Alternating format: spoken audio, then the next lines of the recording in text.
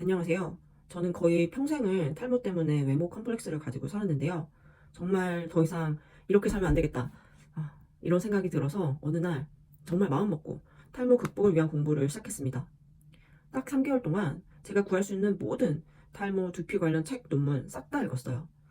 때마침 그때가 워낙 격리 기간이었는데 그때 읽은 책, 논문 이런 게 한국어, 영어 포함해서 아마 100편 정도는 될 겁니다.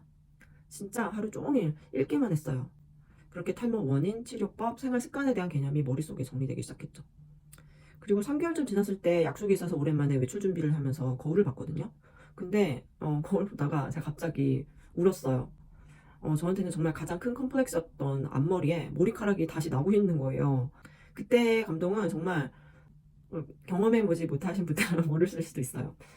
여튼 그 후로는 조금씩 관찰을 더 해보니까 머리 감을 때도 머리카락이 눈에 띄게 적게 빠지는 거예요. 원래는 샤워할 때 머리카락이 한 움큼씩 빠졌었는데 이제는 몇 가닥만 빠지는 정도? 이 정도로 확 줄었어요. 제가 어떻게 이렇게 탈모를 극복했는지 궁금하신 분들은 영상 끝까지 확인해주세요. 오늘은 머리카락이 얇아지는 그 근본적인 이유에 대해서 이야기를 해보려고 하는데요. 우선 탈모는 머리카락이 빠지는 것보다 얇아지는 게 더 치명적이라는 것 알고 계신가요? 이게 빠진 머리카락을 다시 나게 하는 건 정말 어려운 일이에요. 그래서 실은 얇은 머리카락이라도 있다면 그거를 굵게 하는 게 비교적 현실적으로도 가능하고 집중적으로 하면 효과가 훨씬 더 빠르게 나타나거든요. 그래서 모발을 건강하게 아마 만들기 위해서 필요한 게 두피 관리라는 거를 아마 막연히 알고 계신 분들은 많으실 거예요. 근데 되게 많은 분들이 이게 탈모가 되게 많이 진행이 되기 전까지는 실천까지 하시는데 시간이 많이 걸려서 골든타임을 놓치시는 경우가 많아요. 이게 또 과학적인 이유가 있어요. 하루 종일 일상생활을 하면 두피에 자연스럽게 피지나 노폐물이 쌓이고 드라이나 고데기 등으로 두피에 자극이 많이 가잖아요. 이때 두피 온도가 올라가고 두피열이 발생하게 돼요. 두피 온도가 올라가면은 피지가 분비가 많이 되고요. 그 다음에 혈액순환이 제대로 이루어지지가 않아요. 그럼 모근이 막히고 영양소나 산소 공급이 잘 이루어지지 않으면서 결국 모발이 성장하는데 안 좋은 환경이 만들어지게 되죠. 그렇게 되면 이제 머리카락이 점점 얇아지고 머리가 쉽게 빠지는 그런 환경이 저절로 만들어지는 거예요. 그래서 머리카락을 굵게 하기 위해서는 두피 관리를 해주는 게 되게 중요해요. 근데 이 중요하다는 거는 이제는 뭐 아마 아시지만 말씀드린 대로 실천하기가 쉽지 않아요. 첫 번째로 두피도 피부라는 개념을 잘 모르시는 것 같아요. 그래서 관리의 중요성에 대해서 그래서 인식이 낮게 되는 거죠. 그래서 뭐 얼굴은 얼굴이니까 이제 클렌징하고 스킨 바르고 뭐 보습제 바르고 저희 얼굴에는 신경 많이 쓰잖아요. 하지만 이제 두피도 피부인데 이거를 모르니까 샴푸 있으면 됐지 뭐 라고 이제 생각하시는 분도 많고 그나마 그 샴푸도 좀 잘못된 방법으로 하시는 분들이 많죠.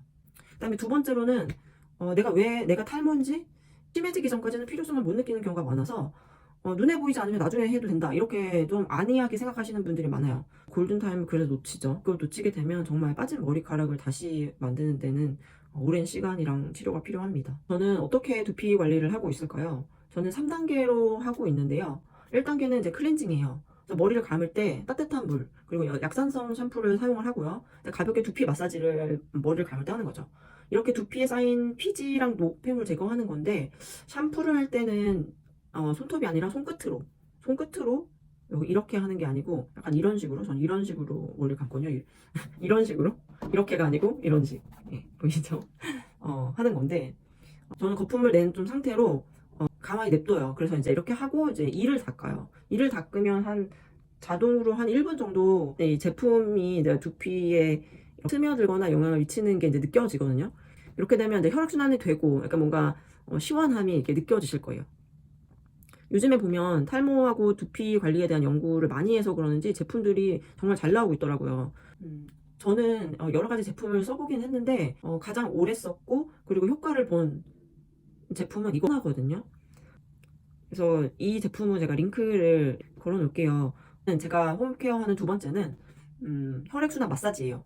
이 파트를 좀 어렵게 느끼실 분이 있으실 것 같아서 제가 레벨로 좀 나눠 봤거든요. 우선 하수 레벨이에요. 그래서 정말 다 귀찮고 정말 기본적인 것만 후딱하고 난 더 이상 신경 쓰고 싶지 않다 하시는 분들은 그냥 아까 말씀드린 대로 머리 감을 때 샴푸를 마사지하는 거 그것만 하세요. 그냥 이게 시작이에요. 그다음에 중수 레벨. 두피가 가렵거나 뭐 예민하다, 자주 뜨거워진다, 신경 쓰고 싶다 하시는 이런 분들은 머리 감고 나서 물기를 말린 다음에 두피에 토닉이나 앰플을 뿌려주세요. 그리고 드라이를 하기 전에 가볍게 마사지를 해주는 거예요. 그래서 드라이 할 때는 찬바람이 좋다는 거 아시죠? 그래서 그렇게 말리시는데, 그래서 제가 쓰는 제품이 저는 이 앰플이에요. 그러니까 저는 샴푸도 썼지만 저는 이 제품을 쓰고 나서 제 앞머리가 채워지는 경험을 했거든요. 링크를 달아 놓을 테니까 참고해 보세요. 이게 제가 이제 저희 가족한테도 다 선물한 거거든요. 근데 여튼 이런 앰플이나 토닉 같은 거를 우리 말린 다음에 두피에 뿌려주시고 드라이를 하는 거예요. 그리고 드라이는 꼭 하시는 걸 추천을 드리는 게, 자연 건조한다고 아무것도 안 하시는 분들도 계시더라고요. 근데 그러시면 안 되는 게, 두피를 빨리 말려주는 게 좋아요. 그러니까 이렇게 축축한 상태, 혹은 또 뜨거운, 그렇다고 또 뜨거운 걸 또 해서 이제 자극을 주면 두피가 자극이 되고 두피 열도 올라오잖아요. 그러니까 빨리 건조를 시키자. 자, 마지막으로 고수 레벨. 그래서 난 정말 모근을 더 튼튼하게 하고 싶다. 내 인생에 정말 탈모는 없다. 라고 이제 이걸 예방하고 싶다라고 마음 먹으신 분들은 빗질을 추천을 드려요.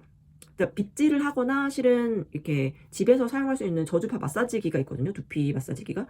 이런 거를 사용하면 정말 좋은데, 저는 우선 가볍게 시작하기에는 빗이 좋다고 생각을 해요. 그래서 빗에도 나무 빗이 있고, 나무 빗 중에서도 이제 쿠션이 있는 게 있어요. 그래서 이 빗질을 하다 보면은 특히 두피가 이미 약해져 있는 상태라고 했을 때 아프게 느껴져요. 그냥 이렇게 얇은 빗 말고 이런 동글하고 쿠션 있는 그런 빗이거든요. 근데 이런 것들은 쿠션이 되게 중요한 게, 그렇지 않고 했을 때는 두피가 너무 아파요. 막 제가 아까 마사지 할 때 손톱을 사용하지 말라고 말씀을 드렸는데, 마치 손톱을 이렇게 긁는 것처럼 빗이 너무 아프거든요. 근데 나무로 된 쿠션을 사용할 때는 빗질을 할 때 이렇게 빗질을 하는 게 아니고, 이렇게 살짝 눌러주는 식으로, 두피를 눌러주는 식으로 빗질을 하시는 거예요. 이렇게 하면 정말 혈액순환에 도움이 많이 되고 정말 시원한 느낌을 가지게 되실 겁니다. 자, 이제 마지막으로 홈케어 3단계. 이건 이제 두피에 영양을 공급하는 건데요. 앞서 말씀드린 대로 제가 마사지하고 혈액순환을 해주는 게 중요한데, 두피하고 모근 자체에 영양분을 주는 게 되게 중요하거든요. 머리카락을 건강하게 유지하는데.